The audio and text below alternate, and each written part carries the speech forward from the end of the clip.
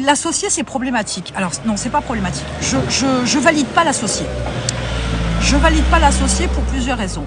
D'abord parce que, en général, quand on monte un premier business, après on a d'expérience, c'est plus pareil. Enfin, pas forcément à partir du deuxième, mais bon.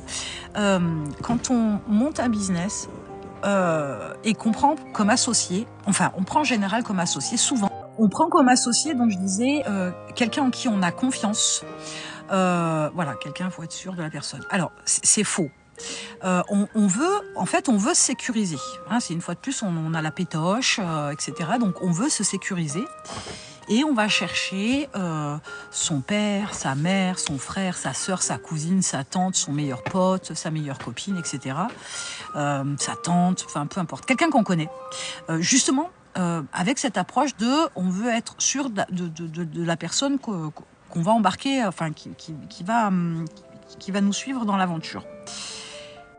Et en fait, on a peur de s'associer, on a peur de créer ce premier business et on cherche quelqu'un en qui on a confiance, quelqu'un qu'on estime connaître, quelqu'un sur qui on pourra potentiellement, en cas de pépin, se reposer, quelqu'un qui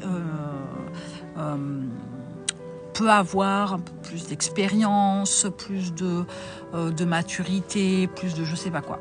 Et tout ça, c'est que du bullshit. C'est du bullshit parce qu'un associé, c'est une ressource de l'entreprise. Parce que l'associé, c'est censé, puisque c'est une ressource, c'est censé apporter quelque chose en plus dans l'entreprise. Et ce n'est pas une personne qu'on apprécie. Et ce n'est pas une personne avec qui on est dans l'émotionnel. Et ce n'est pas une personne avec qui on est dans la confiance. La confiance va se créer effectivement avec un associé, mais ce n'est pas émotionnel. L'associé, c'est une ressource. Si je vais donner un exemple. Hein. Si votre associé, peu importe homme ou femme, hein, ça n'a pas on s'en moque du sexe de la personne, c'est pas c'est pas le souci. Si par exemple dans l'entreprise vous êtes celui qui communique, qui va vers les gens, qui fait la partie commerciale par exemple, j'en sais rien, ou la partie communication, etc.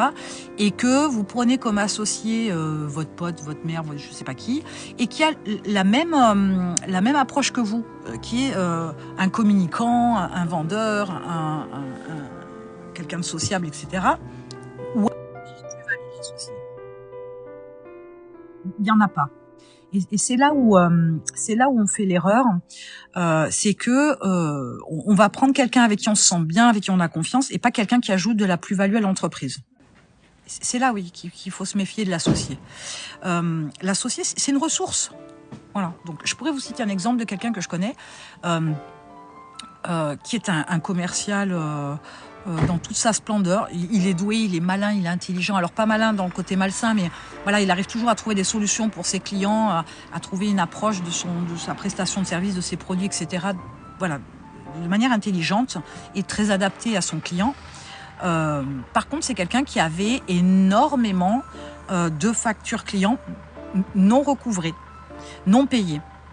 Dans son approche, il est allé chercher un associé à qui il a revendu une partie des parts de son entreprise et qui, lui, n'était pas du tout un commercial, enfin, c'était pas du tout le vendeur, c'était pas du tout sur cette approche-là, mais par contre, lui, il était, plus, entre guillemets, plus froid, plus carré, etc. Et lui, le recouvrement client, ça le faisait kiffer. Et grâce à cette association-là, l'équilibre s'est fait de façon à ce que chacun sa partie, chacun son domaine, et ils étaient donc complémentaires. On ne fait pas de l'humain, on fait du business. Avant de prendre un associé avec qui vous allez, par exemple, vendre des parts, vous allez faire des recherches, vous allez avoir de nombreux échanges par téléphone, en tête-à-tête, en face-à-face, pour voir si vous partagez les mêmes valeurs, si vous êtes sur la même base d'objectifs, si vous travaillez de la même... Enfin, vous avez une approche du travail, du développement, de l'investissement, de l'évolution de votre entreprise. Si vous êtes dans ces valeurs identiques, dans ces objectifs identiques, ça a du sens d'avoir ce type d'associé et de le faire rentrer dans la boîte. Mais on n'est pas là pour faire Mamour. On est là pour faire du business. C'est bien que ce soit, j'entends que ce soit humain de pouvoir avoir confiance en une personne que l'on connaît. Mais on fait du business, on n'est pas là pour se faire des, on n'est pas là pour se faire des potes. On n'est pas là, alors si ça devient pote, tant mieux, mais on n'est pas là pour se chercher un partenaire de vie. On n'est pas là pour se chercher un pote de beuverie, un pote de vacances ou quoi que ce soit. C'est au même titre que, alors, il se marre. Ouais, mais c'est au même titre que les salariés. Les salariés, c'est pas les potes. C'est une ressource. C'est un apport supplémentaire dans l'entreprise. Ben, l'associé, c'est pareil. Alors, j'ai un exemple là qui me vient en tête. Une maman, une fille et sa maman. Voilà. Donc là, c'est la deuxième partie de l'associé que je valide pas quand on choisit une personne proche. Donc c'est la fille qui crée son entreprise, elle cale le truc, fait ses recherches, etc. Son étude de marché, blablabla. Enfin, une bonne démarche, de bonnes recherches de manière générale, etc. Et elle finit par me dire, oui, ma maman, je voudrais je voudrais faire ça avec ma maman parce que je la connais, j'ai confiance, elle me soutient, blabla. Alors peut-être que accessoirement, elle y mettait des billes de manière plus importante. Enfin, peu importe, c'est pas le sujet. Et je lui donne mon point de vue. Une fois de plus, chacun fait comme il veut. Je partage mon point de vue avec cette personne-là en lui expliquant que ça doit être une plus-value et pas autre chose. Ce qu'il en est ressorti quand on a gratouillé, alors j'ai eu l'occasion de discuter et avec la maman en même temps que la fille, ce qu'il est apparu, c'est qu'au final, et ça c'est encore un truc qu'on oublie, ce qui s'est passé, c'est que la fille avait des objectifs pour son entreprise. La fille avait des objectifs de vie. Et la maman avait ses objectifs de l'autre côté aussi. Et le problème, c'est que les objectifs n'étaient pas les mêmes. Donc il y a eu ce problème d'objectifs différents. Voilà. Donc forcément la fille, elle est pas gourmande, mais de grosse motivation, de gros objectifs, etc. De grosses envies de réussir, etc. Enfin, et je rentre pas dans le détail des objectifs. Et à côté, maman, elle a fait sa life, elle a son petit boulot. Elle est plutôt sur la fin de sa vie, voilà, très clairement. Donc, bilan des courses, deux visions, deux chemins différents. Et le problème, c'est que si on n'est pas raccord sur la finalité, il y a un moment donné, comme un couple classique, il y a un moment donné, les objectifs sont différents, ça fait que les personnes, elles se séparent. Donc, on n'est plus sur la même démarche. On n'est plus sur le même chemin, on n'est plus sur les mêmes efforts, on n'est plus sur rien du tout. Donc là, du coup, l'associé, une fois de plus, il sert à rien. Donc je suis pas fan. Sauf si, voilà, ça doit être un partenaire qui apporte une plus-value, une complémentarité à ce que l'entreprise a déjà. Sinon, c'est une erreur. Alors, j'ai rencontré lors d'une discussion le cas aussi de quelqu'un qui a pris comme associé son meilleur ami. Et son idée, c'était quoi? Au départ, il me dit, je l'ai pris comme associé. Alors, c'est un associé minoritaire qui ne peut pas bloquer le développement de l'entreprise, etc. Mais c'est quand même un associé. Et cet associé-là, donc il me dit, j'ai pris mon meilleur ami parce qu'à l'époque, il n'avait pas de job.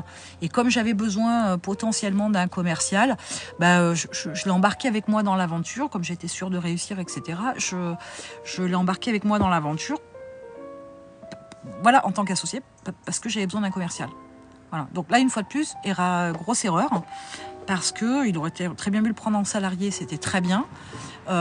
Et en fait, ce qu'il a fait, et il s'en est mordu les doigts par la suite, je suis désolée, mais ce qu'il a fait, c'est que, en fait, il l'a porté, son associé. Son associé ne lui a servi à rien en termes d'associé. C'était un salarié de plus, voilà. qu'il fallait mettre dans le bain, qu'il fallait remonter le moral quand ça allait pas, qui se prenait entre guillemets ces 5 semaines en mode salarié, quoi. Je veux dire, alors que l'entreprise, des fois il y a des coups de feu, des fois il faut en faire plus, des fois il faut y travailler le week-end, des fois il y a des dossiers à monter, etc. T'es un associé, tu vas jusqu'au bout, tu fais pas les choses à moitié.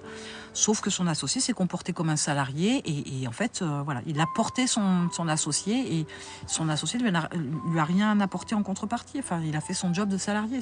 Et là, on n'est pas sur un bon partenariat non plus. Donc voilà pour la réponse de l'approche associée. Définitivement, je suis pas fan, hein, mais après, chacun voit midi à sa porte, à chacun son expérience. Le but, c'est de vous faire gagner du temps. Maintenant, vous faites comme vous voulez.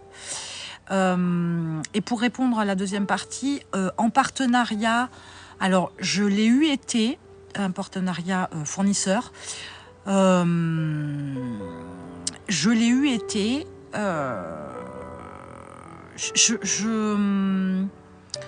J'avoue, j'étais jeune à l'époque et alors je dirais pas que je me suis fait avoir parce que les choses se sont arrêtées avant que ça dérape complet.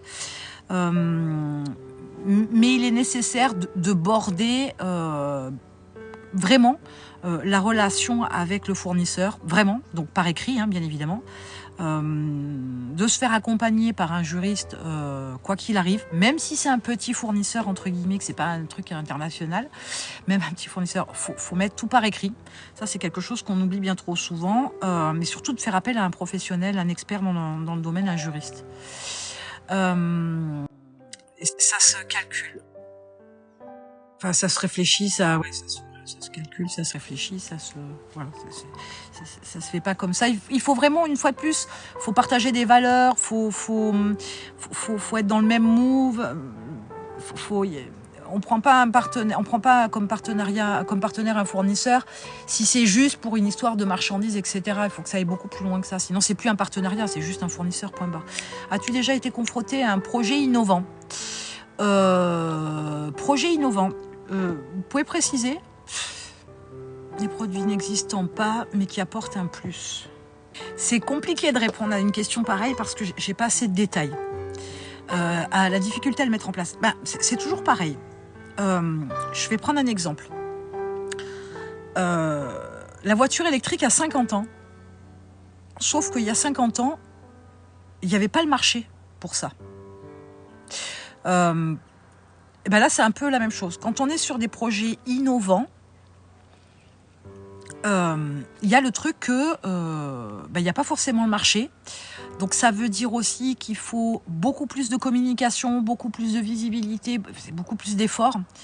Il faut avoir une approche vachement plus stratégique, puisque c'est un produit qu'on ne connaît pas. Alors, voilà, donc je veux bien qu'il apporte un plus, mais je ne sais pas à quel niveau. Mais forcément, quand c'est innovant, ça demande plus d'efforts. Alors après, je peux aller plus loin, je pourrais vous dire qu'effectivement, innovant, si ça tient la route, etc., très vite, vous allez avoir de la concurrence, hein, forcément, si c'est un produit qui cartonne. Donc, faut être... Alors, une fois de plus, je pense que vous avez bien compris que j'aimais bien la subtilité des mots. On n'est pas le premier, on est le meilleur sur le marché. C'est pas tout à fait la même chose. Vous avez un très bon bouquin, d'ailleurs, là-dessus. Je crois que c'est Grant Cardone. Grant Cardone qui a écrit un bouquin qui dit si tu n'es pas voilà, donc son livre c'est si tu n'es pas le premier, tu es le dernier. Oui, je sais que j'ai dit l'idée c'est pas d'être le premier, c'est d'être le meilleur. Oui, parce qu'on peut être le premier, l'idée c'est ça, on peut être le premier en termes de chiffre d'affaires, de part de marché, etc. Sauf que on a toujours du monde derrière, hein, le deuxième, le troisième, etc. Il y a une espèce de course contre la montre, etc. Et on peut se faire détrôner très facilement. À la différence près que si vous êtes dans cette optique d'être le meilleur, alors potentiellement vous pourriez être le premier, mais c'est surtout que le deuxième, le troisième, le quatrième ne vous feront pas tomber. Hein. L'idée est là. Alors, un business ne se choisit... si je rebondis encore sur ce que vous disiez, un business ne se choisit pas en fonction de sa difficulté ou pas.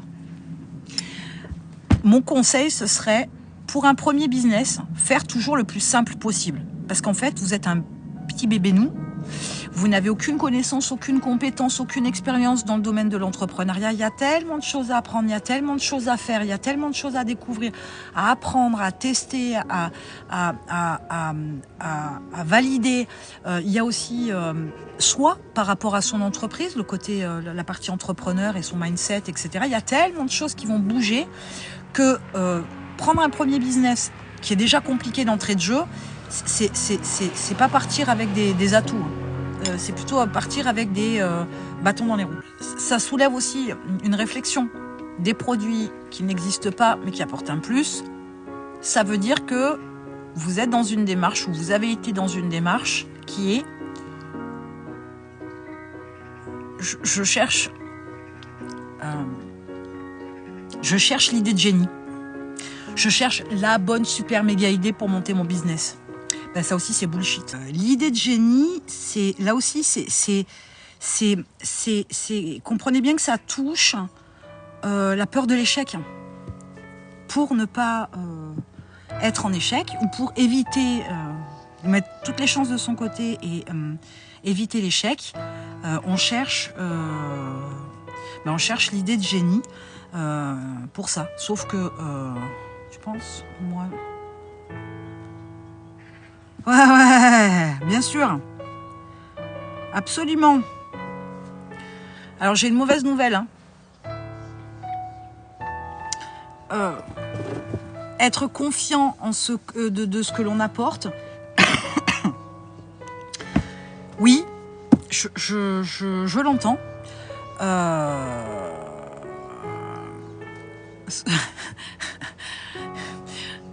Sauf que la confiance, ça fait pas le business. Sauf que si vous avez une mauvaise com, vous allez vous cuter même. Alors oui, vous pourriez prendre... Il y a un super exemple qui est... deux super exemples. Qui est Edison avec la lumière, sa loupiote, là, son ampoule, qui a essayé 9999 fois, il s'est cuté. Et la millième, c'était la 10 millième, c'était la bonne ou je sais plus. Et l'autre histoire, c'est celle de Walt Disney. Mais il y en a d'autres aussi, je crois que c'est, pour être un peu plus actuel... je crois que c'est celle qui a écrit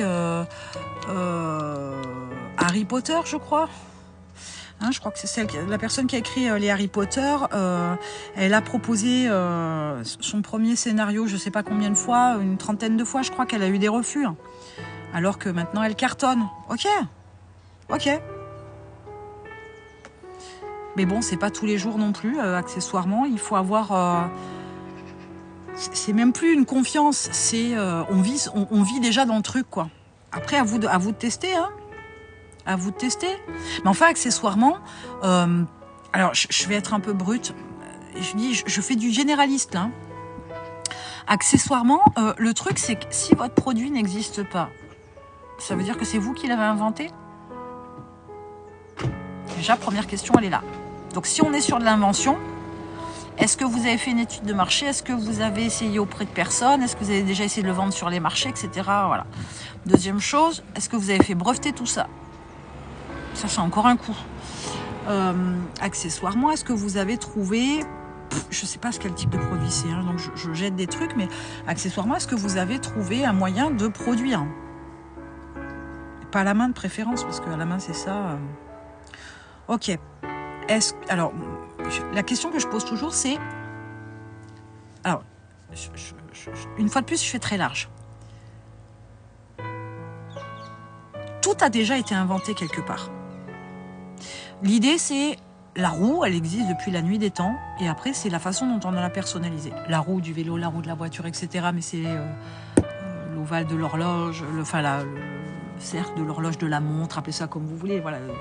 Je fais simple là, je fais en mode bébé là. Mais ce que je veux dire, c'est que tout a déjà été inventé. Qui vous dit que quelqu'un n'a pas déjà inventé ce produit-là? Et vous le savez pas. Un mec ou une nana, enfin soyons pas sectaires, un mec ou une nana qui l'a inventé, je sais pas, moi je dis n'importe quoi, en Suède. qu'il l'a fait breveter aussi, avec quelques différences avec votre version par exemple, qu'il l'a fait breveter et qui s'est cuté. L'idée c'est pas, une fois de plus, hein, l'idée c'est jamais de vous démotiver, hein, vous avez bien compris. Ouais, encore heureux que ça pourrait être une femme, ouais. Vous m'auriez dit le contraire que j'aurais été furax. Mais je crois que il faut être assez neutre avec votre produit. Je vous dis, voilà, peut-être que quelqu'un ailleurs, dans un autre pays, a créé le même, à quelque chose près, et que ça n'a pas marché. Alors vous me direz, oui, cette personne, elle n'a pas eu la même la même communication, elle n'a pas travaillé assez sur son branding, elle n'a pas fait ce qu'il fallait. Je l'entends bien, mais peut-être qu'il n'y a pas de marché non plus. Ça, faut pas se louper. C'est pas parce que vous croyez en un truc que ça a du sens véritablement avec le marché. Parce qu'au fond, on peut bien essayer de vendre ce qu'on veut. Si le marché en veut pas, le marché en veut pas. Si le marché est pas mûr, le marché est pas mûr. Je parlais tout à l'heure de la voiture électrique. C'est l'exemple typique. Il n'y avait pas de marché et quand bien même il y aurait eu quelques acheteurs, on était sur un marché il y a 50 ans qui est pas mûr. Mais une fois de plus, hein, l'idée c'est pas de vous démotiver, c'est pas ça, c'est juste de vous faire prendre conscience que quelquefois on est tous pareils, on est des humains, on est à donf dans un truc, mais vraiment, hein, on est imprégné du truc. Et ce qui se passe, c'est que on y croit tellement que et puis en plus on a des détracteurs pour nous pourrir la vie. On veut tellement se mettre dans le truc qu'on en oublie de prendre de la hauteur. On en oublie d'aller faire des recherches à l'INPI, à un niveau international, dans d'autres pays. Parce que moi, je veux bien que vous ayez un produit innovant. Je dis pas que vous n'en êtes pas capable, je dis pas que vous l'avez pas. Mais je me dis quand même qu'il y a de fortes chances que peut-être quelqu'un d'autre ait déjà eu l'idée, quoi. Sans méchanceté aucune, hein, une fois de plus, hein, c'est pas l'idée, hein. L'idée, c'est pas démotiver, hein, que j'insiste bien lourdement là-dessus. C'est pas démotiver, c'est juste prendre en considération d'autres facteurs. Vous avez fait ces recherches ? D'abord, est-ce que vous avez déposé un brevet ? Si c'est si innovant, est-ce que vous avez déposé un brevet ? Mais ouais, est-ce que vous avez déposé un brevet ? Est-ce que vous avez fait des recherches à l'INPI sur un produit qui aurait pu être similaire, enfin approximativement similaire, et au niveau mondial ? Est-ce que vous avez creusé sur Internet avec différents mots-clés, différentes expressions ? Est-ce que vous êtes allé chercher, vous m'avez dit, produit n'existant pas mais qui apporte un plus aujourd'hui, quel est le concurrent de ce produit ? Quel est ce besoin ? Alors, si ça apporte un plus, en plus, c'est pas forcément un besoin. Alors du coup, j'en reviens à pourquoi vous vous êtes pas encore lancé. Oh, la nana qui remue le couteau dans la plaie. Wow. Donc pour en revenir à l'idée de génie, en fait, c'est ça que je disais. Voilà, les gens ils cherchent l'idée de génie parce qu'ils ont besoin de se sécuriser, ils ont la trouille et ils pensent qu'un business ça se monte sur une idée de génie. Non. Non, ça se monte pas sur une idée de génie. Donc je disais, ouais, l'idée de génie, c'est ce que tout le monde voudrait, hein, trouver une idée de génie. Sauf que on peut passer toute sa vie à chercher l'idée de génie et pas la trouver. Et donc du coup passer à côté de sa life, passer à côté de ses rêves, passer à côté de ses envies, passer à côté de tout un tas de trucs. Et comme je le disais l'autre jour, la vie c'est pas ça, la vie c'est vivre. Ouais, l'idée de génie, c'est encore une excuse. On peut monter un business très clairement sur une passion qu'on a. Ça peut être n'importe quoi. Mais j'ai vu des trucs de dingue. J'ai vu des idées de dingue. Alors, c'est pas des idées extraordinaires. C'était des idées, c'était des passions que pouvaient avoir des personnes.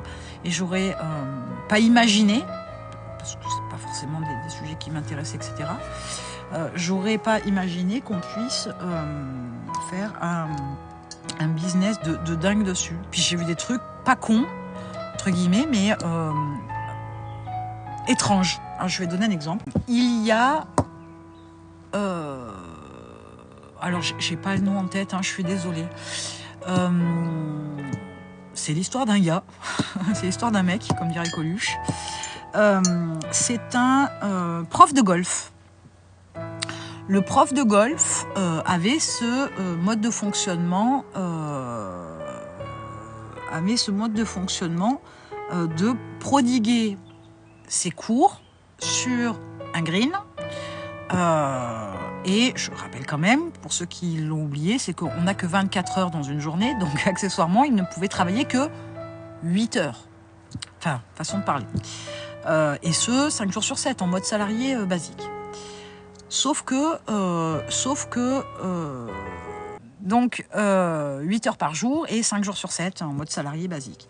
Sauf que forcément, quand on fait le calcul, une fois qu'on a rempli les 8 heures de cours, 5 jours par semaine, le salaire, il va pas... le salaire ne va pas augmenter, n'augmentera jamais, il sera toujours plafonné à ça, à ces 8 heures, 5 jours par semaine. Et ce qu'il a décidé de faire, alors, on est bien d'accord que donner des cours, c'est plutôt en physique, dans le réel.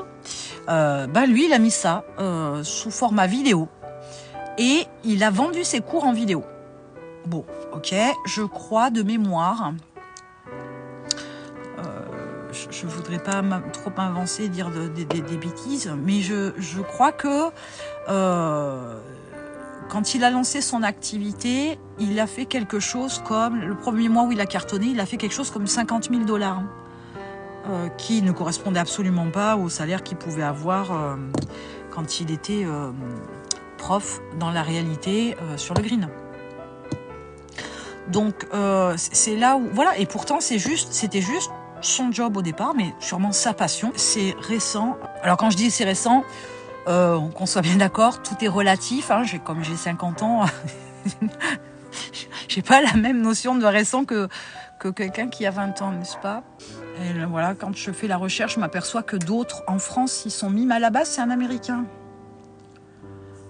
À la base, c'est un Américain. Ouais, les Américains, ils ont toujours un peu d'avance sur nous, et c'est pour ça qu'il est toujours très intéressant d'aller chercher d'abord sur le marché américain. Non, c'est 50 000 $ sur le premier mois où il a vraiment cartonné. Pas son premier mois d'activité, parce qu'il faut le temps de mettre les choses en route. Oui, 50 ans, c'est encore jeune. Bah ouais, j'espère bien, mais enfin, je suis plus sur la fin que sur le début, quand même. Ça a des avantages. Moi, j'adore ma cinquantaine, et j'adore mon âge, et j'adore ma life, et j'adore qui je suis aujourd'hui. J'avais adoré son histoire. J'avais adoré son histoire. Après, c'est toujours pareil, on ne s'attache pas toujours aux mêmes choses. Tout à l'heure, je citais Grant Cardone. Voilà. Donc, Grant Cardone, c'est... moi, j'adore. Alors, Grant, G-R-A-N-T, Cardone, C-A-R-D-O-N-E. Mais je dirais que lui, il a déjà un profil un peu plus... c'est un Américain, une fois de plus, il y a des livres en français. Je dirais que, selon moi, il a une approche très commerciale. Oui, donc si vous voulez des références, il y en a plein. Enfin, moi, j'aime bien Grant Cardone, donc Gary Vaynerchuk. Alors lui, il est beaucoup plus axé com et communication et réseaux sociaux, mais pas que. Mais des bons bouquins, il y en a plein. Ça aussi, c'est un truc qu'on oublie de faire, de lire. Lire est un moyen d'avancer extrêmement vite, extrêmement rapidement. Je lis beaucoup. Alors, je vous avouerai quand même, en ce moment, je ne lis pas du tout, ou presque pas. Par contre, j'écris énormément. Voilà. Alors, la lecture, chez moi, ça peut être jusqu'à 3 livres par semaine.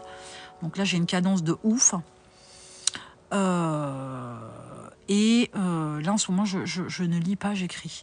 Je cite des hommes inspirants et des femmes, alors. Alors, Coco Chanel. Il y a un film que j'ai adoré. Alors, c'est un film... je crois que c'est Les femmes de l'ombre. Des femmes mathématiciennes à la NASA. Femmes black. Noires, pardon, je précise. Ce film m'a... Alors, déjà, ça touche ma fibre féminine, bien évidemment, par le fait que ce soit des femmes. Noires ou pas, c'est pas le sujet. Bon, voilà, il y avait la discrimination, voilà. Mais comme quoi, les hommes et les femmes sont complémentaires. Ils ne sont pas égaux. On est sur une équité, mais on est complémentaires parce qu'on réfléchit pas de la même manière, on n'est pas câblés pareil et on est complémentaires. Et ce film était chouette. Il y avait aussi Madame, je sais plus qui. Enfin, aujourd'hui je bug parce que d'habitude j'ai bonne mémoire. L'histoire aussi d'une femme qui a monté une grosse entreprise de produits cosmétiques. Je vais être très honnête. Je suis pas souvent attirée, inspirée par des femmes. Voilà. Il y a Michelle Obama, il y a... comment elle s'appelle aussi cette présentatrice qui est super connue, dont le nom m'échappe une fois de plus, je bug. Mais je suis pas très inspirée par ces femmes parce que je trouve qu'il y a ce côté quelque part pas humain. Voilà, Oprah Winfrey, merci. Heureusement que vous êtes là. Je trouve qu'il y a cette mise en avant de parce que c'est une femme, blablabla. Bla, bla, bla, et pour moi, dans ma tête, voilà, les hommes et les femmes sont égaux. Enfin, devant le business, devant la réussite, devant des grands exploits, etc. On peut tout faire. Peu importe le sexe, ça n'a aucune espèce d'importance. Sauf que j'aime pas ce côté girl power. Voilà, ça me dérange. Mais ça, c'est moi, c'est ma façon de... Moi, je vis dans le monde des bisounours, je vais être très honnête. Je rêve d'un monde merveilleux où voilà, tous les gens se diraient bonjour, où tous les gens ne s'agresseraient pas, ne s'insulteraient pas, où on prendrait soin des gens qui nous entourent. Moi, je vis dans le monde... Enfin, je rêve d'un monde, de douceur. Je rêve d'un monde de choses peace and love and air.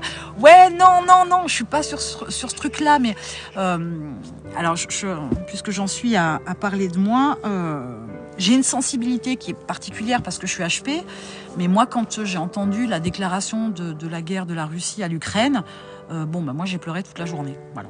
J'ai une sensibilité qui fait que ça, je comprends pas qu'en 2023, 2020, ouais, je comprends pas. C'est un truc, ça dépasse longtemps. Alors, je le comprends, très honnêtement, de toute façon en termes de réflexion, mais ce que je veux dire, c'est que ça me heurte. Alors là, je vais encore me faire démonter. Tant pis, j'assume. On est encore sur une histoire de mec. On est encore sur une histoire de testostérone, quoi. Sans déconner. On en est à se battre pour des bouts de territoire. On en est à se battre pour des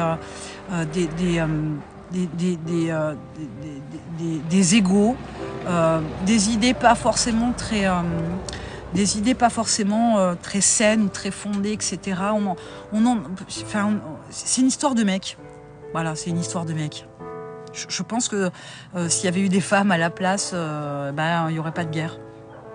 Je dis pas qu'il y a pas de femmes combattantes, mais je pense qu'on est peut-être plus tempéré. Après, c'est comme je disais tout à l'heure, les hommes et les femmes, on n'est pas câblés de la même manière. On a une sensibilité un petit peu différente. Bonjour Lifestyle, bonjour DB2.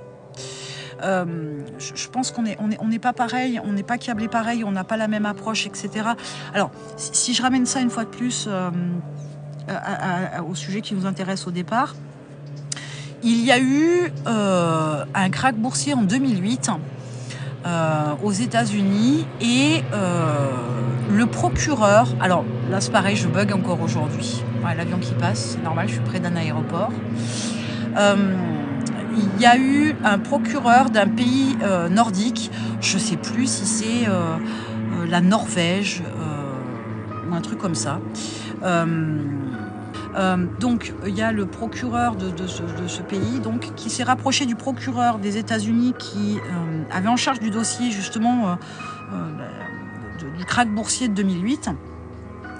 Et ce procureur-là, il y a un documentaire sur le web à trouver sur le sujet. Et donc ce procureur-là, il a pu avoir des approches, des stratégies, etc. qu'avait mis en place l'Américain. Et ils ont fait du ménage dans leur pays. Ils ont supprimé des gens au gouvernement, ils ont supprimé des hommes à la tête de grosses entreprises, de banques, etc. Et ils ont fait un gouvernement de meufs et ils y ont mis des nanas dans des grosses structures, des grosses entreprises. Il s'est avéré que ça a été super intéressant parce que le pays s'est apaisé, le pays s'est équilibré, ils ont fait baisser leur taux de chômage, ils ont une évolution économique douce mais secure, safe.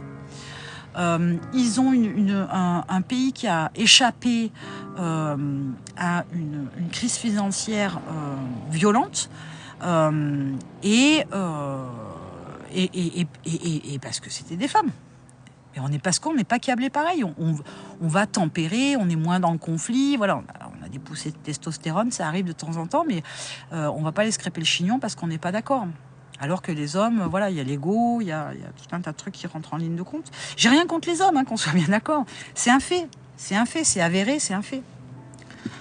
Donc, il y a plein. Après, il faut trouver les gens qui vous inspirent. Et il faut aller les chercher de partout. Dans le présent, dans le passé, dans différents domaines, dans différentes approches. Voilà, Curie, par exemple, voilà, m'inspire pas, mais c'est pas non plus le médical, tout ça, c'est pas non plus un truc vers lequel je suis câblée, donc j'y vais pas, mais depuis le temps et depuis toutes mes lectures, j'ai eu le temps d'aller dans différents... Ah, vous avez aussi une série que j'ai adorée, parce que moi je suis plus série que film. Une série que j'ai adorée, c'est Mr. Selfridge. C'est celui qui a monté les grandes chaînes de magasins. Là, c'est pareil, le nom m'échappe aujourd'hui. J'ai adoré la série. Super intéressante, très avant-gardiste. Mais il y en a plein sur le business. Il y a start-up, il y en a plein. Il y en a plein. Je suis une passionnée. Je sais pas si je suis une passionnée. Je vis, ça c'est sûr. Mais je suis contente que vous fassiez plaisir à échanger avec moi. Mais j'aime tout un tas de choses. Moi, je ne fais qu'aimer. Je déteste très fort aussi, mais je ne fais qu'aimer. Il y a tellement de choses à apprendre dans la vie. Il y a tellement de choses à découvrir et puis on n'arrête jamais. Dans tout un tas de domaines, on peut évoluer, on peut grandir, on peut s'améliorer. Sur ma chaîne YouTube là et même sur TikTok, je publie depuis peu, je fais des vlogs. Alors, c'est pas vraiment des vlogs, faut être très honnête. Mais ce sont des vidéos que je tourne à la volée, à l'arrache. Je choisis pas le sujet. Le sujet s'impose à moi. Voilà, le matin, je vais me lever, je vais avoir l'email d'un client, enfin d'une personne, je vais rencontrer moi une problématique de mon côté, je vais avoir eu un échange la veille par exemple avec un client qui a soulevé un sujet particulier, je vais en parler, je balance un petit peu, je donne pas le nom du client, mais je balance la réflexion du jour. Voilà, le truc qui m'a interpellée, le truc qui m'a chagrinée, le truc qui m'a posé problème, un sujet sur lequel j'ai été obligée de me repencher pour avoir une réflexion plus aboutie, plus fine, plus subtile, plus agrémentée, plus machin. Je suis HP, je suis un haut potentiel, donc déjà j'ai un cerveau qui carbure sévère de manière générale. Mais faut être passionné, je crois que on vit tous un peu trop comme des robots. Si je reprends le coup des excuses la dernière fois, vous voyez, il y a ce truc on rentre dans un système, on rabâche, on refait les mêmes choses, on fait comme tout le monde. Ça me... Et en fait, le coup de fonctionner en mode Gilliac, c'est le fait d'emprunter un chemin qui n'existe déjà pas. C'est de passer par la forêt alors qu'il y a la route goudronnée. Tout le monde prend la route goudronnée, vous avez décidé de tracer au milieu de la forêt. Voilà, vous empruntez un chemin qui n'existe pas. Enfin, je veux dire, il est pas, on le voit pas dans la forêt. Il n'est pas délimité. Il n'est pas, il n'y a pas moins d'herbe parce qu'il a été, voilà. C'est créer des chemins qui n'existent pas et passer par ces chemins-là. il faut innover. Voilà, donc l'idée, c'est toujours être sur une sortie de sentier battu, de pas de pas suivre le mouvement qui nous fait rentrer dans des excuses que tout le monde utilise, qui ne nous permet pas de nous remettre en question, qui ne permet pas d'inventer des choses, d'inventer une nouvelle façon de vivre, une nouvelle façon d'être. Alors, c'est pas tant pour innover, c'est surtout pour trouver aussi ce qui nous convient à nous, parce que j'en parle assez souvent, mais je crois que l'éducation, l'environnement, l'époque à laquelle on vit, etc., nous taille un costume hyper près du corps, hyper étriqué, ajusté au corps, et qui fait qu'on ne respire qu'en fonction de la largeur de ce fameux costume. Voilà, et du coup, ce costume étriqué, il empêche de se trouver soi. On ne respire que le strict minimum parce qu'on fait comme tout le monde, on est dans le moule et on suit le mouvement. Ce qui est un peu, à mon sens, c'est un peu désagréable parce qu'on se trouve pas. On fait le mouton, on fait comme tout le monde. Et comme on fait tout comme tout le monde, on a le résultat de comme tout le monde. Voilà, c'est toujours le même principe. C'est pour sortir du lot, il faut se trouver soi, et pour se trouver soi, il ne faut pas faire ce que tout le monde fait. Et c'est pas facile. C'est pas facile. C'est pas facile de se trouver, c'est pas facile de se débarrasser de ce que peuvent dire les autres de vous, c'est pas facile de ne pas prendre en considération la critique, d'avoir ce recul-là, de ne pas être impacté. Mais quand on y réfléchit bien, la critique de l'autre, le jugement de l'autre, je parle de jugement parce que si c'était un avis, ce serait un échange, mais cette espèce d'agressivité comme ça qui vient des autres, t'es conne, t'es ci, t'es... Limite, quand on prend un peu de recul, ça veut dire quoi? Ça veut dire qu'on laisse le pouvoir aux gens d'avoir un impact sur sa propre vie, de se laisser blesser, de se laisser agresser, peut-être des fois dans sa chair, dans ses croyances, dans des trucs qui nous touchent énormément, et de se laisser pourrir la vie par quelqu'un qui a juste donné son avis au final. Bon, il a peut-être mal fait, mais il a donné son avis. Comment sortir du troupeau? Faites comme moi. Je fais un peu d'humour. Comment sortir du troupeau? C'est décider que chaque vérité, celles qui sont générales, majoritaires, chaque vérité n'est pas la vérité. Parce que en fait, il y a plusieurs vérités. Il n'y en a jamais qu'une. J'aime bien l'exemple du dé. Vous savez, on pose un dé, là j'ai pas... Mais quand on pose un dé sur une table, vous pouvez le poser comme vous voulez, le dé. Ça, peu importe la façon dont vous positionnez le dé, avec vos yeux, vous ne voyez que trois facettes du dé. Vous ne pouvez pas en voir plus. Avec vos yeux, je parle. Et le truc, c'est qu'il y a 3 autres facettes. Et ces 3 autres facettes, c'est justement là où il y a 3 autres façons de voir, et donc 3 autres vérités. Suivant comment on se cale, y a une vérité qui va nous parler plus qu'une autre. Il y a une vérité qui va nous parler moins que l'autre. Mais il y a plusieurs vérités. Il n'y a pas une vérité. Il y a pas, il y a une façon de voir les choses, une façon de les prendre aussi de près ou de loin. Il y a une façon d'être touché émotionnellement ou pas par une vérité. Mais il n'y a pas qu'une vérité. Et sortir du troupeau, c'est tout un tas de trucs. Alors c'est un peu la question un peu piège pour moi parce que j'ai toujours été un peu culottée, un peu osée, etc. Chez moi, c'est un peu naturel. Enfin, pour beaucoup de choses, c'est un peu naturel. Je fais des choses que les gens n'osent pas, mais du coup, je sors du troupeau parce que les gens n'osent pas. Doit-on s'écarter des autres pour se découvrir? Je serais obligée de dire oui et non.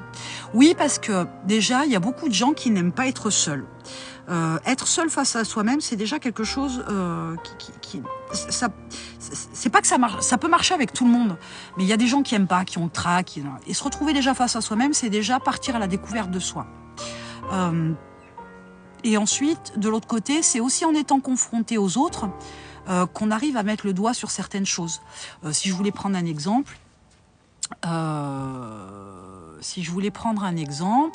pour ramener ça à l'entrepreneuriat, une fois de plus, si je voulais prendre un exemple, c'est justement en échangeant avec d'autres entrepreneurs que on pourrait s'apercevoir qu'une approche de com, par exemple, de communication, va convenir à telle et telle personne de telle et telle manière, avec une approche bien calée, stratégique, voilà. Et à côté de ça, on pourrait se dire, ok, ça, finalement, j'y avais pas pensé. Donc là, on est sur une ouverture, une autre facette, une autre vision. Et pour autant, on pourrait se dire, ok, j'y avais pas pensé, et en plus, ça me convient mieux. Donc là, on se découvre. Mais ça veut dire aussi qu'on est capable de se dire que ce qu'on a fait jusqu'à présent, ça ne nous convenait pas. Mais quelque part, on le sait. Je pense que quelque part, on sait qui on est. Je pense que quelque part, on sait qui on est. Sauf qu'il y a tout un tas de croyances limitantes, tout un tas d'impacts qui est généré par le qu'en dira-t-on, par le troupeau, par tout un tas de choses. Mais je pense que oui, effectivement, c'est s'écarter des autres et se frotter aux autres pour que ça pique. C'est aussi c'est des deux côtés qu'on se découvre. Et puis, c'est comme pour l'entrepreneuriat, je le disais tout à l'heure avec les livres, hein, c'est plus tu lis, plus tu as d'informations, plus tu permets à ton cerveau de l'alimenter de différentes visions, et plus ça te permet de t'ouvrir. Et forcément, en t'ouvrant, il y a des choses qui vont être tout doux, tout moelleux, qui vont te parler, entre guillemets, puis il y a des choses qui vont te piquer, qui vont te gangréner, etc. Mais c'est aussi, dans le côté tout doux et dans le côté qui pique, c'est des deux côtés qu'on peut découvrir des choses de soi. Le truc classique, les brocolis, quoi. Les brocolis, les choux de Bruxelles, les endives, c'est amer. Quand on est petit, on n'aime pas forcément. Et puis on grandit, et puis on va au resto, et puis on est invité, et puis on découvre les brocolis, les haricots verts, les endives et les choux de Bruxelles cuisinés différemment. Et puis quand même un minima, on goûte, quoi, avant de dire que c'est dégueulasse, parce qu'on dit pas que c'est dégueulasse, on dit qu'on n'aime pas. Et du coup, on s'aperçoit que finalement, on aime les choux de Bruxelles, les brocolis et les endives, parce que ça a été cuisiné différemment, mais il a fallu se confronter aux autres. Des croyances, on en a plein. Et moi la première, hein, je n'échappe pas à la règle, hein, mais c'est voilà, sortir du troupeau, c'est s'habiller différemment. Moi j'ai été tatouée et percée. Alors percée en premier, j'ai été percée il y a plus de 30 ans. Les gars, il y a plus de 30 ans, le piercing ça se faisait dans l'arrière-boutique des sex shops, quoi. C'était un truc, c'était en dehors des sentiers battus, quoi. C'était en dehors du troupeau. C'était mal vu, hein. C'était mal vu. Ça, c'est un truc que j'ai fait. J'aime pas être comme tout le monde. Et c'est pas parce que j'aime pas être comme tout le monde, c'est parce que ma nature fait que il y a des trucs sur lesquels je suis pas raccord et je le fais savoir. Et je le dis. Si j'ai tout compris, la solution à nos problèmes se trouve parfois dans l'expérience des autres. Ouais? Alors, la solution à nos problèmes, je ne généraliserai pas autant, mais quelquefois, la solution à un problème peut se trouver dans l'expérience des autres. De toute façon, on a beau faire ce qu'on veut. Intelligent, pas intelligent, c'est pas le problème. Une vie, c'est ça. Et c'est la même pour tout le monde. Si on reste dans sa propre vie, on ne sait que ça. Si on se sert de la vie des autres par des bouquins, tout à l'heure on a vu par des films, etc., par l'apprentissage, eh ben, on a toujours une vie comme ça. Mais au lieu d'être épaisse comme ça, elle est épaisse comme ça. Parce qu'on a acquis tout un tas d'informations qui permettent de travailler l'information, travailler la solution, travailler qui on est, etc., parce qu'on a plus d'infos. C'est parce qu'on manque d'infos souvent qu'on fait des erreurs. C'est parce que... Alors, il y a ce qu'on appelle le biais de disponibilité. Le biais de disponibilité, c'est lorsqu'on a, par exemple, puisqu'on parle de problème, lorsqu'on a un problème, le cerveau va tout de suite donner des informations. Hein, il va réagir au problème, il va donner des infos, il va donner éventuellement des solutions. Et on pense à tort, véritablement, on pense à tort que parce que d'un coup on a des infos et parce qu'on a cette solution-là, on se dit que la solution est bonne. Et on ne va pas chercher d'autres infos. Et ce qui se passe, c'est que la solution qui nous vient tout de suite à l'esprit, ou les infos qui nous viennent tout de suite à l'esprit, ne sont que justement ce fameux biais de disponibilité du cerveau qui fait qu'on ne voit pas forcément le problème dans son ensemble, on ne va pas chercher d'autres infos, on ne va pas aller chercher d'autres solutions, ni d'autres approches différentes pour avoir la solution véritablement la plus adéquate, la plus efficace, la plus radicale pour notre problème. Donc ça c'est notre cerveau, hein. C'est pour tout le monde pareil, hein. Donc là il n'y a pas d'exception à la règle. Maintenant, c'est aussi le travail on a le contrôle sur son cerveau, je le dis toujours. C'est-à-dire que maintenant qu'on sait qu'on a ce biais de disponibilité, il faut être capable de mettre en place un réflexe qui est que, ok, j'ai un problème, mon biais de disponibilité se met en route, j'ai telle solution, telle info, tel machin, tel truc. Ok, je sais que j'ai ce réflexe-là, donc je mets en place tout de suite un autre réflexe derrière qui est, je vais chercher des informations. Je me laisse pas embarquer par mon cerveau et son biais de disponibilité. Mais ça, sérieux, le biais de disponibilité, c'est un exemple parmi tant d'autres, mais c'est un truc qu'on vous apprend pas à l'école, sauf si vous avez décidé d'aller faire psycho, vos parents vous l'apprennent pas non plus, voire accessoirement vos parents ne savent pas. Mais comment voulez-vous comprendre que quelquefois, face à un problème, vous êtes bloqué parce que les seules infos qui vous remontent par votre biais de disponibilité, elles sont moindres parce que vous n'avez pas emmagasiné de nourriture dans votre cerveau et que vous n'êtes pas allé chercher autre chose. Ouais, combien de fois j'entends, moi, les entrepreneurs me dire « Ouais, mais là, il n'y a pas de problème. C'est compliqué, il n'y a pas de problème. Il n'y a pas de solution, pardon. » Et pourtant, si. Et pourtant, si. Des solutions, il y en a. Et des autres chemins qui existent et qu'il est possible de prendre. Mais parce que tout de suite, biais de disponibilité, on se limite à ce qui nous revient à l'esprit. Ça, c'est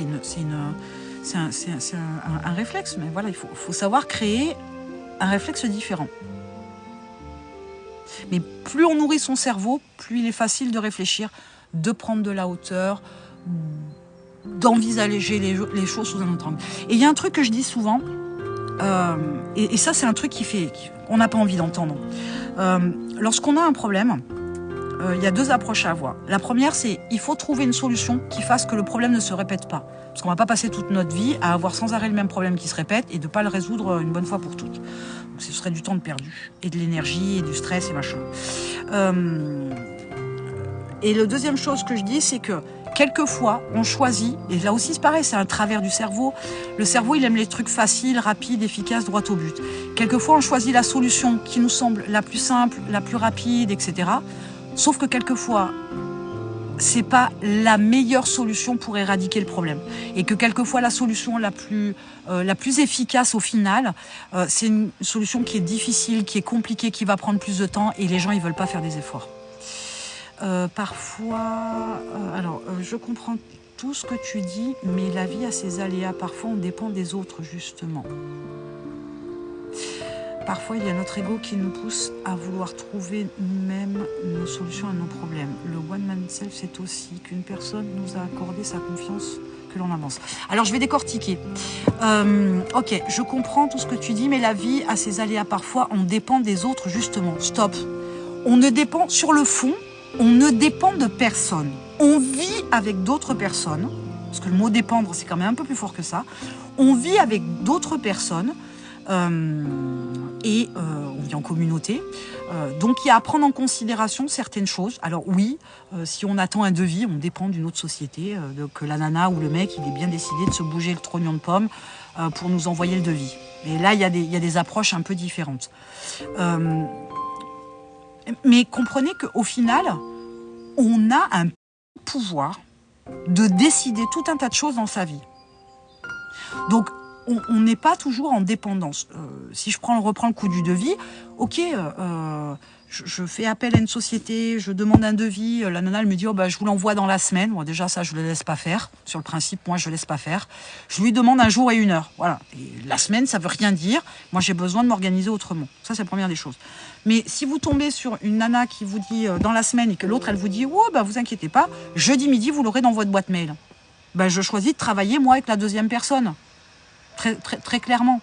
Les choses, elles sont différentes. Mais je fais un choix aussi de choisir véritablement les autres. On n'est pas obligé de tout accepter non plus de tout le monde. Il y a aussi ses propres limites. Et c'est là où il faut avoir ce putain de pouvoir-là, de décision et de choix. Parfois, il y a notre ego qui nous pousse à vouloir trouver nous-mêmes nos solutions à nos problèmes. Mais il faut arrêter de se prendre pour un Dieu le Père. Parce que pour pouvoir être capable de trouver toutes nos solutions à tous nos problèmes, il faudra avoir une satanée connaissance de manière globale. Mais il faudrait un certain un bagage de dingue. Il faudrait être un chat GPT ou être un ordinateur avec tout un tas de solutions. L'ego n'a de place que pour faire avancer, mais en aucun cas pour pouvoir être celui qui est le plus fort ou qui pisse le plus loin ou qui est le plus doué. Ça n'a pas de sens. Moi, ce que je sais, c'est que je sais rien. Même si je sais beaucoup de trucs, je sais rien. Et le drame de ma vie, c'est que je n'aurai jamais le temps de tout apprendre. Tout ce qui me plaît, j'aurai jamais le temps de tout apprendre. Et je ne sais pas tout faire. Et tant mieux, parce que c'est ce qui me pousse à apprendre constamment. L'ego.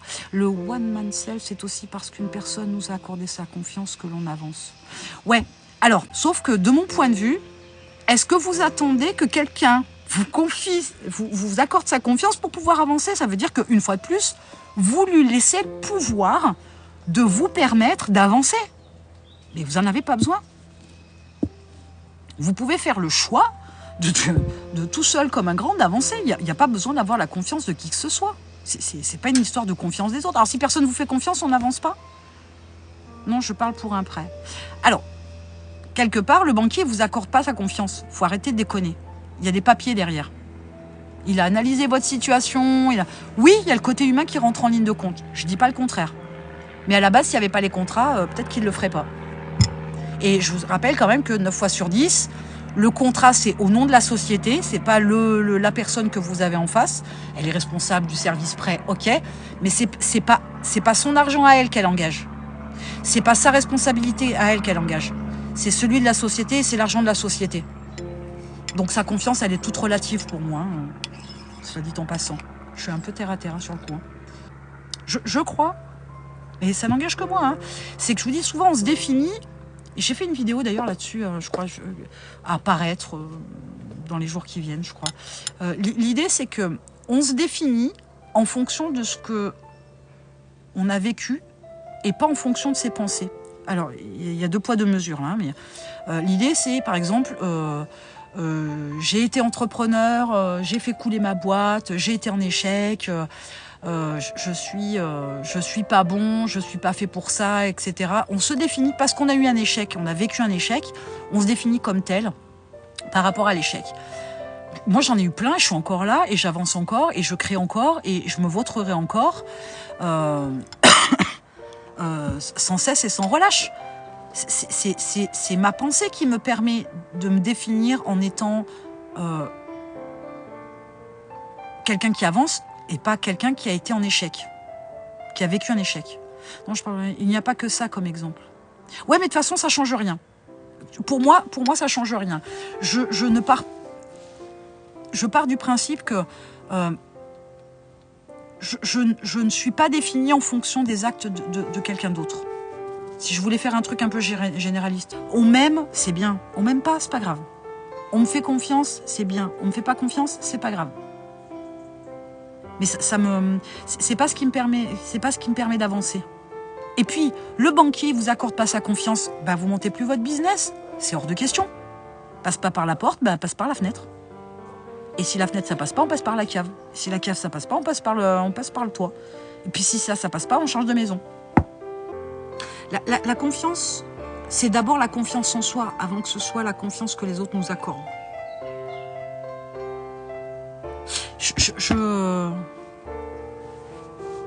J'y mettrai un chouille, 2 couches supplémentaires.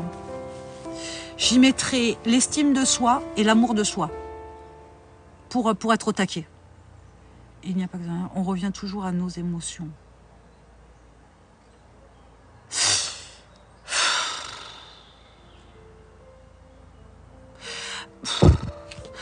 Ouais, c'est pas que des émotions. Mais ça en fait partie. Moi qui suis d'une nature hypersensible, je ne suis qu'émotion sur le fond. Avec le temps, j'ai appris à gérer ça. Mais clairement, ce qui m'a fait grandir, c'est la valeur que je m'accorde. Et c'est pas une histoire d'émotion. Je m'aime, j'ai confiance en moi, j'ai de l'estime de moi, ok, mais je connais ma valeur. Je mérite tout et je connais ma valeur. Ça, c'est pas dans les émotions. Enfin, de mon point de vue, c'est pas une émotion. Mais les émotions sont un super indicateur. Quand on a peur, alors, Quand on a peur, clairement, ça met le doigt sur quelque chose, une blessure éventuellement. Mais ça peut être le fait aussi que ça peut être un indice qu'on est sur la bonne voie. Cette peur-là, elle nous permet aussi de se dire, ok, là j'ai le trac, parce que je suis sur le plongeoir, là, voilà, à la piscine, le plongeoir vachement haut, là, qui fait flipper. Et il faut que j'y aille. Quelquefois, la peur, c'est l'indicateur, l'indice, du moins, qui nous dit, je suis sur la bonne voie. Mais il faut que je sorte de ma zone de confort, il faut que je me dépasse, que je sorte du troupeau. Là, j'ai une cliente qui a 10 ans de moins que moi et qui donc a lancé son entreprise. Il faut qu'elle communique sur les réseaux sociaux en l'occurrence, mais pas que. Et on parle de tout et de rien, entre guillemets, de l'approche de live shopping, l'approche de se montrer pour montrer ce qu'elle fait, ou quand elle expose, quand elle va vendre, etc. Et premier réflexe que j'ai eu aussi, c'est moi je suis pas née à la naissance avec un téléphone dans la main. Je suis pas née en train de me faire des selfies à 12 ans. Ce réflexe-là, je ne l'avais pas. Et elle, ça la perturbe parce que ça fait pas non plus partie de sa génération, etc. Et ben là, elle va sortir de sa zone de confort. Mais elle a compris que c'est ce qu'il faut faire pour développer son business et que quand on veut développer un business, il y a ce qu'il faut faire et ce qu'on a envie. Et quand on fait que ce qu'on a envie, ça peut pas fonctionner. C'est là où on grandit avec son business. Donc, mais à la base, elle se fait pipi dessus, quoi, très clairement. Elle a le trac, elle est pas à l'aise. Mais petit à petit, on va travailler là-dessus, elle va dépasser ça. Ouais, je disais que la peur de l'échec, on la cultive déjà à l'école. La peur de l'échec, avec les notes, etc. On nous inculque, on nous met dans des positions de compète, mais on est plus sur la peur de l'échec que de la peur de réussir à l'école.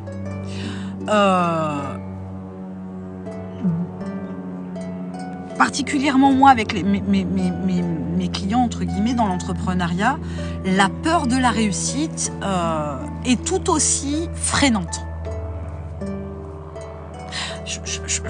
Alors, il y a quelqu'un que je connais de longue date qui m'a trouvé des excuses. Alors, ça c'est la partie émergée de l'iceberg. Genre, ah non, mais je veux pas augmenter mon chiffre d'affaires, parce que si j'augmente mon chiffre d'affaires, je vais être sur une tranche supérieure sur les impôts. C'est une excuse bidon, parce qu'en fait, comptablement, on peut jouer sur certaines choses et faire de façon à ce qu'on reste dans la même tranche d'imposition. Voilà. Voire on peut en descendre d'une tranche, donc ça c'est une excuse bidon. C'est, je veux pas augmenter mon chiffre d'affaires parce que ça nécessiterait que j'embauche. Je ne veux pas m'installer sur, par exemple, un nouveau marché parce que ça va nécessiter plus de déplacements. Tout ça, c'est que des excuses et une fois de plus, c'est très significatif d'une peur de la réussite. Mais effectivement, je pense que l'échec, c'est celui qu'on crée. La peur de l'échec, c'est celle qu'on crée le plus au départ, du moins à l'école. On n'encense pas la réussite. Moi, je me souviens très clairement, j'ai eu mon bac, pas que, mais j'ai eu mon bac, et je suis allée chercher les résultats toute seule. Enfin, je suis allée voir les résultats toute seule. J'ai fait la fiesta après le bac, et quand j'ai prévenu ma famille que j'avais eu le bac, on m'a dit c'est bien. Ok, super. Mais je suis sûrement pas la seule à avoir vécu ça. Mais on n'encense pas la réussite. On ne fête pas la réussite. Alors, un truc qui est intéressant, si je veux rester dans ton approche, c'est que maintenant, on fait la fête quand on divorce. C'est un truc qu'on faisait pas avant. Donc, quelque part, le divorce est une réussite, même si je sais que tu vas me dire le contraire. Mais je trouve que fêter le divorce, c'est aussi voir le bon côté des choses. C'est ne plus vivre une situation qui est difficile, qui rend malheureux ou malheureuse, peu importe le sexe une fois de plus. Mais c'est avoir le cran, le courage et faire ce qu'il faut pour sortir d'une situation qui nous rend malheureux. Ou, voilà. Donc, c'est mon côté optimiste. C'est un peu vu comme une normalité. C'est ça, t'es censé réussir, donc quand tu réussis, il n'y a rien d'exceptionnel. Je trouve ça un peu moche.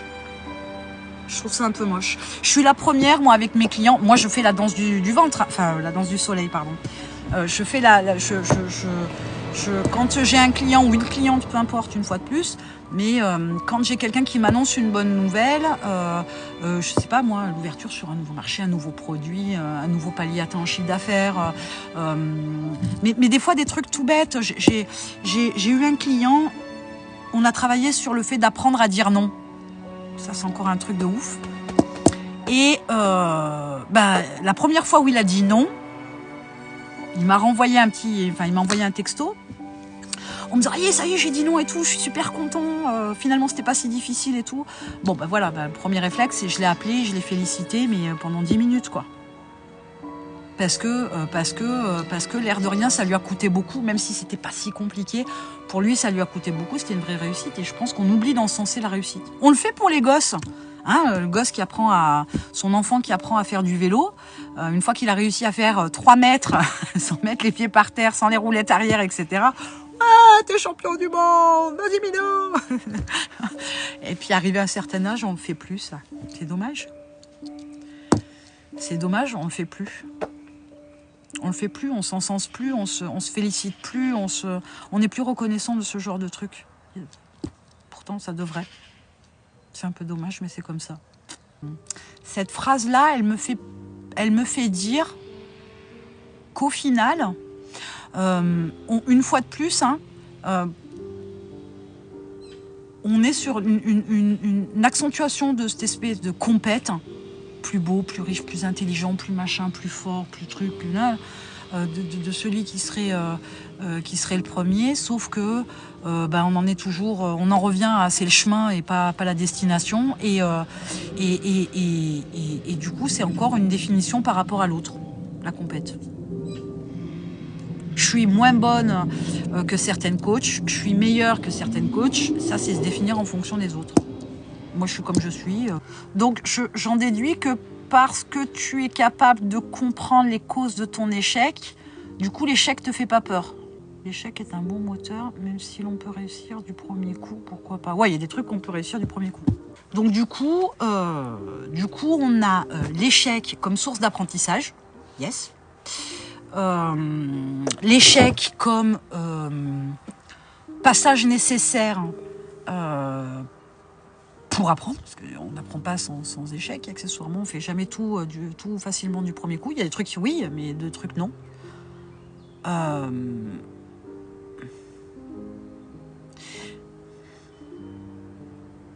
Du coup, je me dis, comme l'échec est un apprentissage, si on est sur de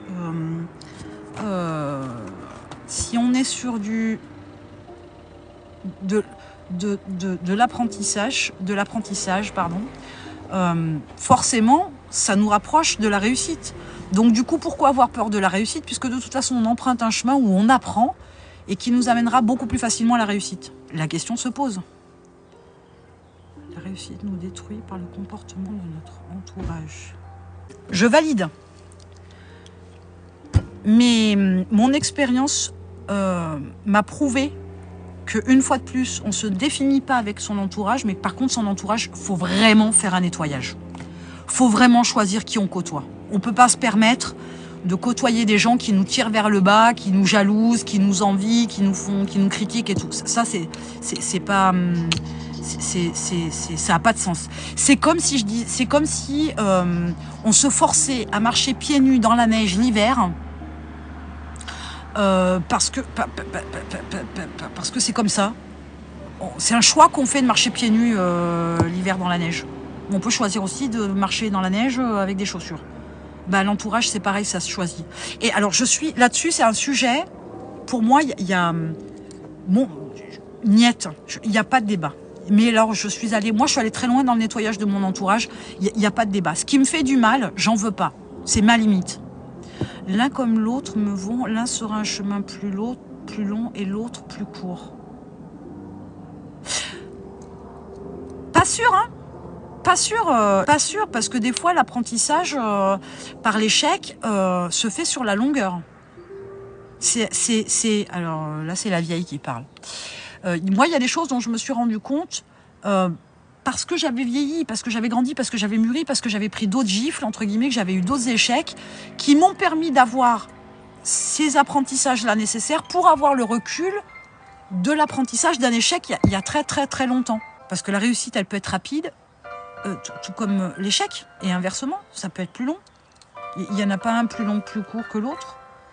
Ils peuvent avoir des durées courtes ou longues, ou moyennes, accessoirement. L'entourage, c'est la loose. L'entourage, vraiment, moi, c'est la loose. C'est vraiment, vraiment, vraiment la loose. Ma famille. Mais ma famille. Ma famille, pas le tonton, la tata que je voyais une fois tous les 46 du mois. Ma famille, parents inclus.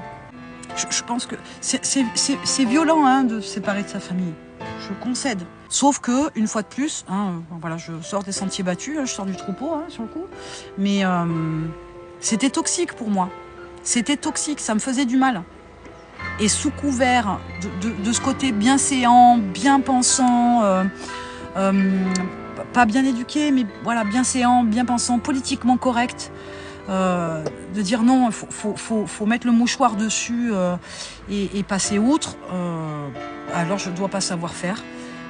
Ma nature hypersensible fait que non, moi ça me ravageait et c'était toxique pour moi et ça a impacté mon job, ça a impacté ma vie de couple, ça a eu des répercussions importantes. Et il y a un moment donné, il fallait se rendre à l'évidence, c'était toxique. C'était toxique. Et quand il faut, à un moment donné, c'est la gangrène, hein, vaut mieux se couper le doigt que le bras. Ah oui, oui. Alors, je vais être très honnête, une fois de plus. Cette décision, elle date d'il y a très longtemps. Mais je me remets en question. Tout à l'heure, je parlais de vérité.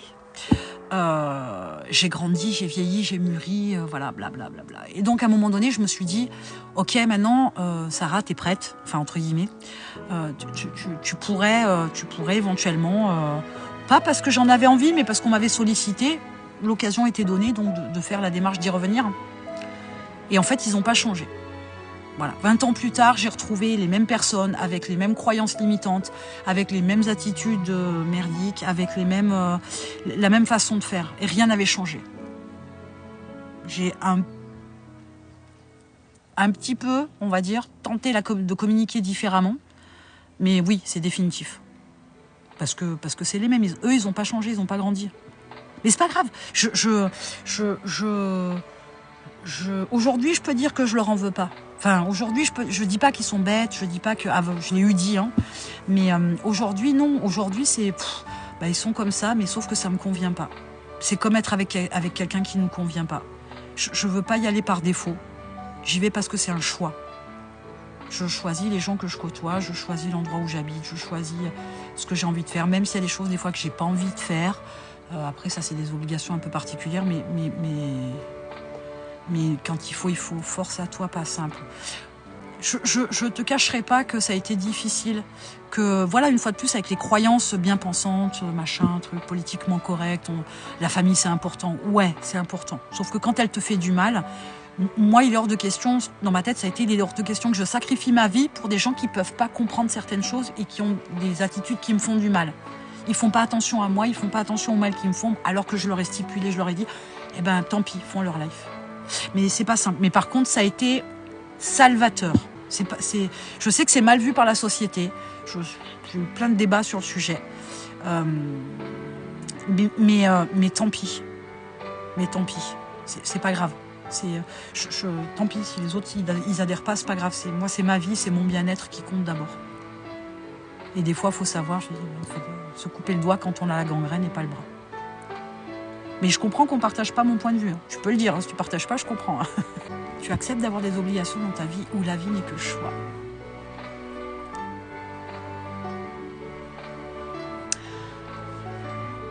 Comme j'ai pu aborder légèrement le sujet sur le sujet, je pense déjà sincèrement qu'on a le contrôle de son cerveau parce qu'on a des pensées limitantes qu'on peut décaniller, parce que quelquefois on a une mauvaise vision des choses et qu'en réfléchissant un peu, on peut voir les choses sous un autre angle, parce que on n'est pas obligé de faire la gueule tous les jours alors qu'on a une vie.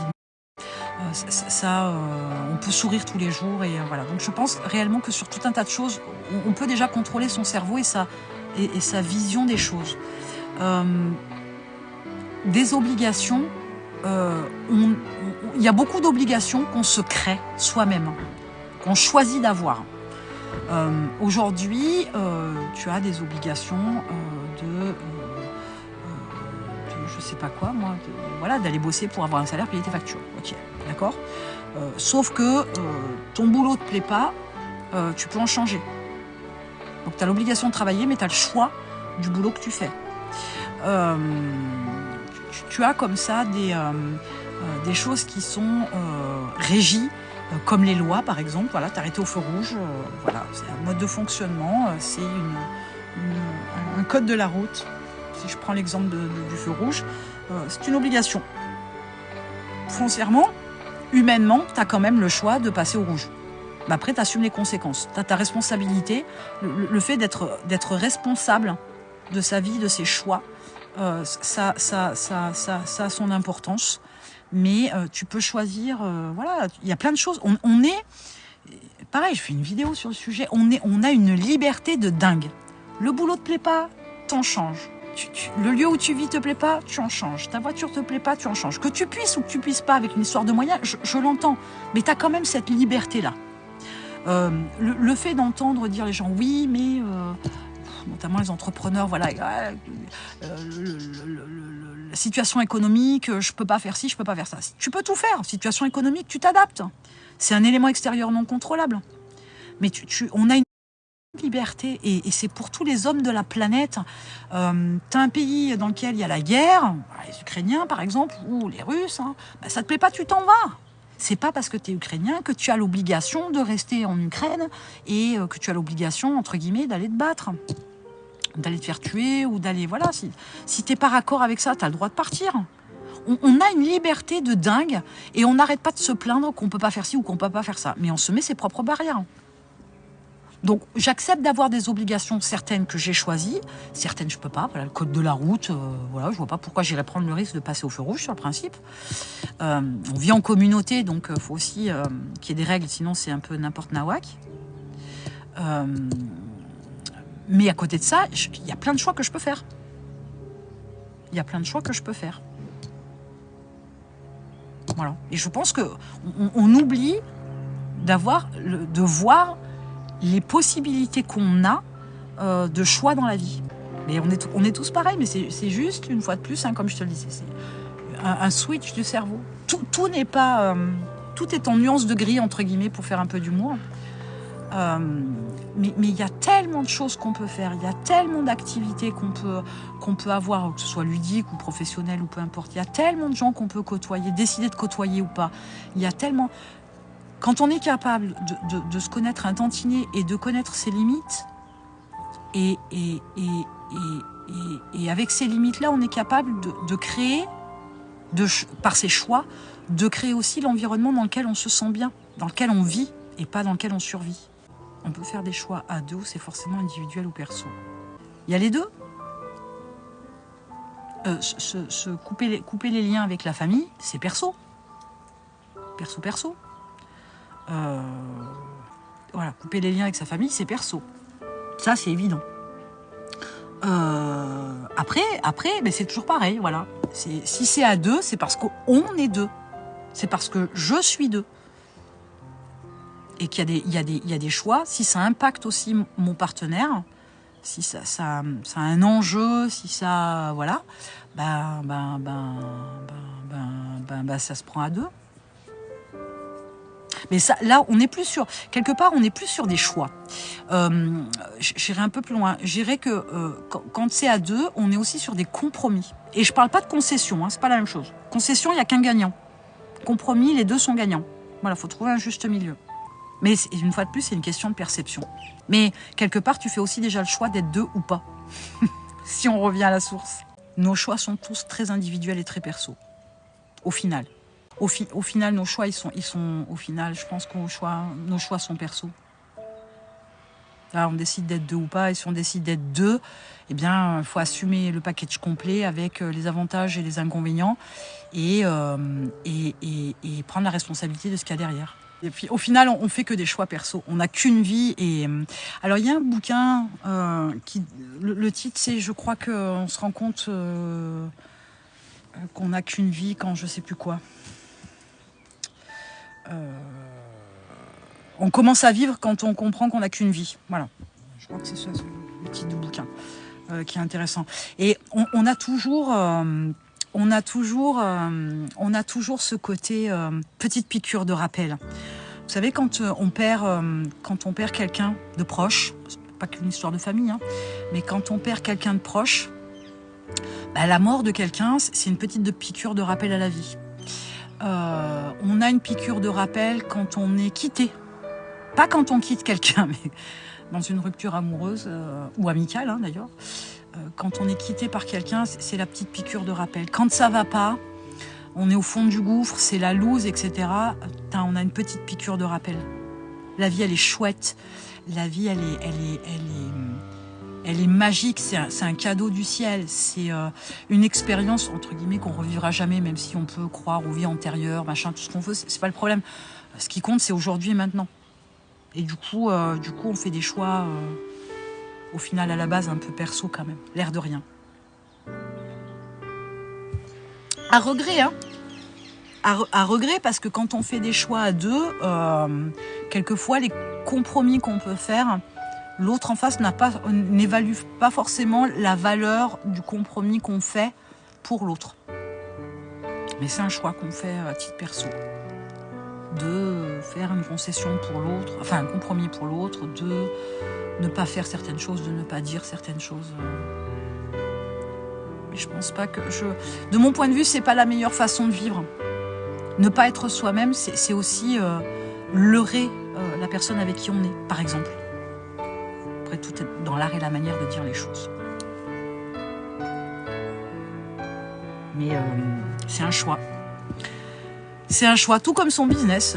Choisir un business qui fait kiffer, c'est toujours un truc qui va faire vibrer, qui va faire avancer, qui va faire créer, qui va développer tout un tas de connaissances, de compétences, d'envie, de réflexion. C'est toujours plus porteur que de créer un business sous la contrainte.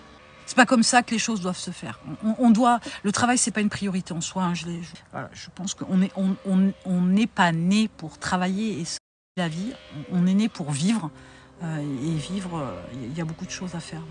Comment gérer le fait que nos choix fassent souffrir les autres, que ce soit au niveau pro ou perso? Pour moi, là, dans ta question, il y a une notion émotionnelle que je ne prends plus en considération. C'est-à-dire qu'aujourd'hui, le choix des autres, tu peux ne pas adhérer. Tu vois, quelqu'un fait un choix et tu peux ne pas adhérer. Tu peux ne pas être d'accord. Tu peux être frustré. Ok.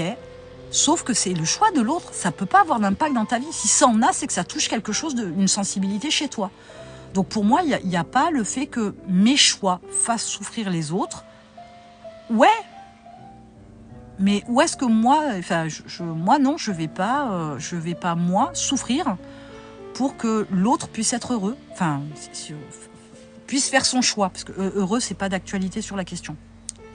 Mais c'est un choix, je préfère que ce soit moi qui l'autre personne qui souffre plutôt que moi, mais mes choix ne sont pas dirigés pour faire souffrir, c'est là le truc. C'est que c'est pas, selon moi, un choix. S'il est fait pour faire souffrir quelqu'un, là on est dans la méchanceté, c'est parce qu'on est méchant, là on inflige quelque chose à quelqu'un. Le choix, il n'est pas fait pour être gentil, ni être arrangeant, ni machin. Le choix pour soi, il est fait pour se faire avancer. Je gère pas.